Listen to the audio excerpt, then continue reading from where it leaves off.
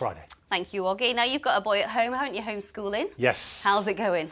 With some patience, quite well. Oh, good. Well, for anyone who needs an inspiring tale who's maybe finding it a bit harder than Oggy, here's 8-year-old Cora Hughes from Huddersfield. She's managed to turn a lockdown project into a hit family board game that's generated nearly £80,000 in funding. Cora created the original artwork and soon recruited kids, both from here and abroad, to draw the gremlins, goblins and spiders who live in the dungeons of CoraQuest. And it's already proved a hit with board game enthusiasts around the world.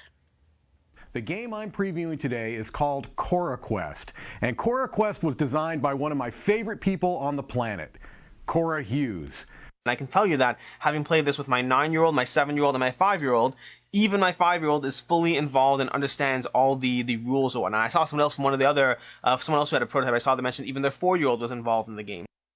Wow, now that is what I call a successful lockdown project. Cora, tell me about the game. Where did the idea come from?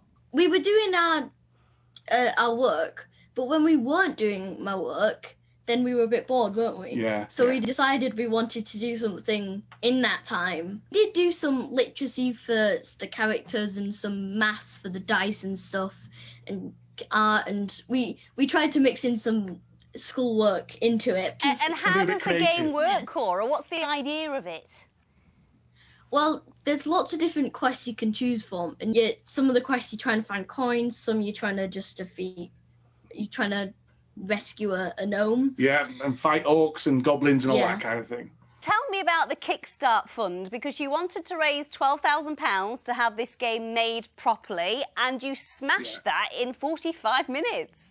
Pretty amazing, yeah. We needed to get kind of £12,000 to have the game manufactured and sent out to people and things like that.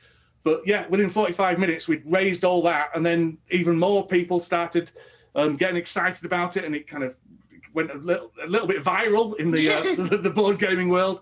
And so yeah, now we're down. We've got 3,000 people, well, 3,000 copies that people want, and hopefully by the 19th we'll have even more we need to manufacture. So that's pretty exciting. Wow, Cora, you sound like a businesswoman to watch. What are your plans for this game? Where would you like to see it go?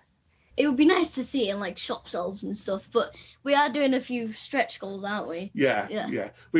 I think we might end up, if a publisher approaches us, then we'll certainly talk to them. But we're just happy to see it in people's hands, really. Now, Dan, you're an NHS nurse. This must have been a nice distraction away from the day job the last few months. It has. It's been.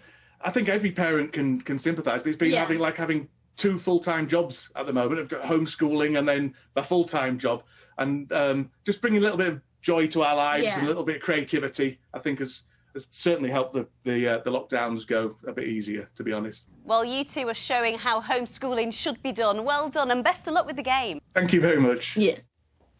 Homeschooling goals right there. Paul, what have you achieved in lockdown? They've manufactured 3,000 games. Well, I've developed quite a taste for red wine. Other than that, I'm a bit stuck. So let me show you a few pictures that you've sent me in the last 24 hours.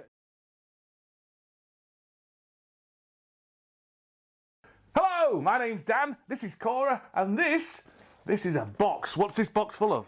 CoraQuest stuff. Their online enthusiasm is infectious, and their new board game, described as a customisable dungeon crawl adventure for the whole family, is proving very popular. We wanted to inject some fun into the homeschooling stuff, and so... And it did have a little bit of maths and probability and drawing. And literacy and all that kind of stuff. So we did that when we'd finished the schoolwork. We spent some time on our board game, and then it kind of snowballed, and we thought, hang on, this is good, isn't it? we like this game. So too did lots of others. So far, a crowdfunding campaign has raised nearly £80,000, enough to make around 3,000 copies of the game. Cora and Dan enlisted the help of an artist friend to bring the characters to life. It's really exciting. I never thought it would get this far. Yeah. I thought we'd barely do it, like barely get our goal. Cora herself features in the game as the Wizard Woman. But what does she really want to be when she grows up? An astronaut or an artist, to be honest. I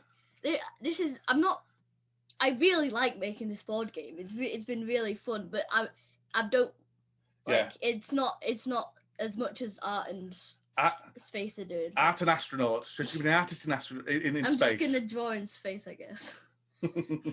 And there's 3 types of enemies that aren't like big boss ones. An artistic astronaut. Not even the sky's the limit for Cora. Chris Kiddie, ITV News.